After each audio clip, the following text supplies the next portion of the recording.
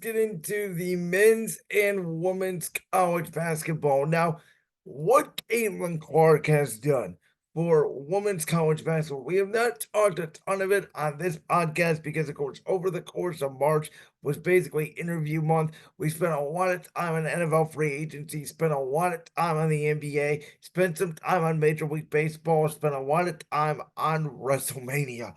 But I did not talk a ton of March Madness. I did a little bit more this year than I did the previous year. And as I've said previous times, this year I have watched more women's college basketball, specifically, not so much the first two rounds, but the Sweet 16, the Elite Eight, the Final Four, and obviously the national championship than I ever had in my life.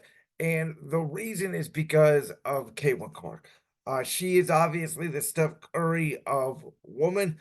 She is an incredible talent. She may be the best women's college basketball player to really be marketed. Not saying she's the best women's college basketball player of all time. It's like the debate we have in the NBA between LeBron and Steph.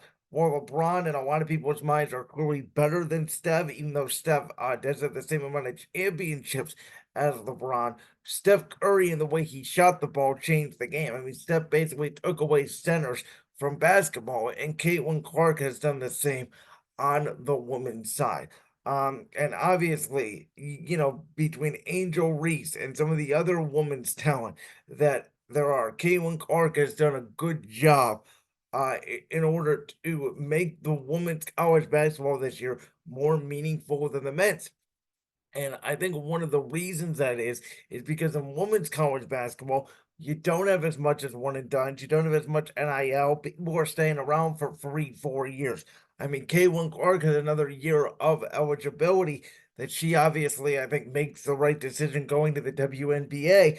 But it's just the fact that she could go and play another year of college basketball if she wanted to.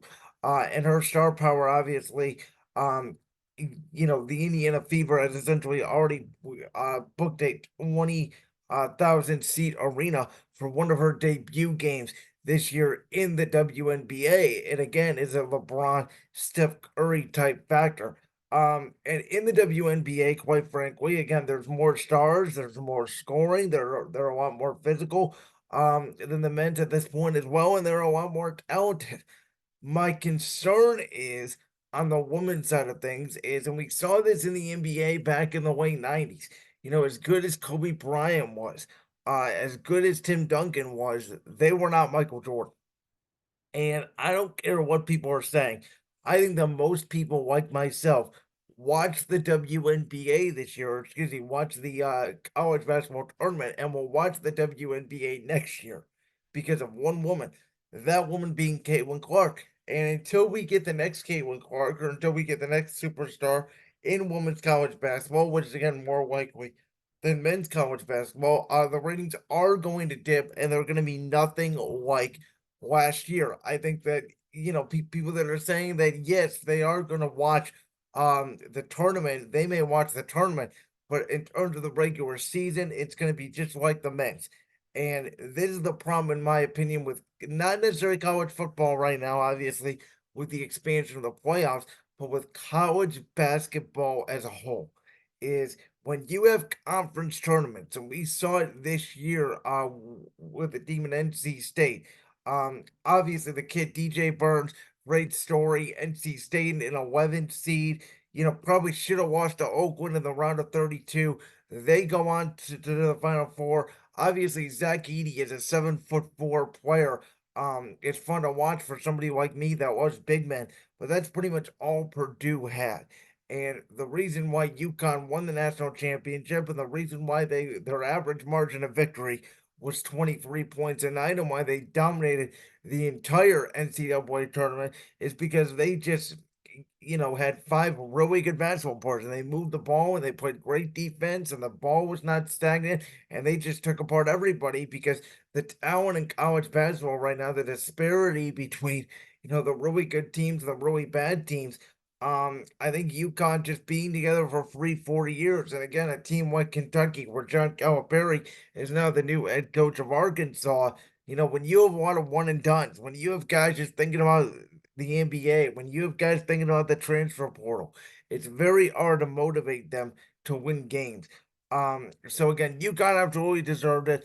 Iowa on the women's side, obviously they were not the most talented team. South Carolina was. You can make an argument LSU's teams was better than Iowa. You can make an argument that UConn's team was better than Iowa. But in the end, Caitlin Clark pretty much made Iowa the center of the country here for the last 3 weeks. And, there have been people like me who have often just called the NCAA tournament or March Madness just that, the NCAA tournament. Now, I think because of Caitlin Clark, we are going to have to talk about the men's NCAA tournament and the women's NCAA tournament. One of the things that I think the women's tournament and the WNBA and everybody involved when it comes to that is not only Caitlin Clark, but your media partners, ESPN, etc. Really start marketing this because really outside of Galen Clark, they didn't even market the tournament. It was just by a happy chance that I knew that the tournament was on ESPN because they ran an ad on Sports Center one day. They did more heavy marketing obviously when it came to the Elite Eight and the Final Four because of Caitlin Clark, but there was not a heavy emphasis on marketing. When CBS, who has obviously the rights to the men's tournament, when they do their marketing, they don't say men's, they just say March Madness. And so I think that will change. I think that has to change. I think on the men's side, I've always said you either go to high school or you got to play 2 to 3 years in college basketball. I think the one and done, is hurting the sport. I think the transfer portal would still happen, but not as much if you got rid of that one and done rule. Um, and I get it, man. People are going to the G League because they're getting paid a lot of money and getting professional experience. I don't blame them. I blame the NBA for specifically not partnering with men's college basketball. It looks like the WNBA is not going to make the same mistake. They're going to partner with women's college basketball, and there's a ton of WNBA talent coming in. I would wish that the WNBA was pretty much on the same schedule as the NBA, though it may help them in the summer months. The fact that the WNBA is going after the NBA finals when their season really intensifies, and the fact that their only competition is baseball. I get that argument. Though, we'll just have to see how the ratings and things transpire. So Caitlin Clark has absolutely changed, women's college basketball for the better. It'll be interesting to see how the viewership does with her and the WNBA. And then on the men's side, when it comes to UConn, just an incredible team. Most of their players are coming back. Yeah, they're going to lose a few to the NBA, but they have some few good players there. And they become the first team since the '07 Florida Gators with Billy Donovan to repeat as men's college basketball champions. May not be as impressive because of the competition in today's sport, but nonetheless, going back to back is a very, very hard thing to do. Great accomplishment for that team, and they will look for a three-peat next season. Like that clip from the Brandsworth podcast? If so, make sure you go down there and hit that subscribe button. While you're down there hitting the subscribe button, make sure to also hit the notification bell so you never miss another upload. And make sure you check out all the other clips from the Brandsworth podcast right here on YouTube.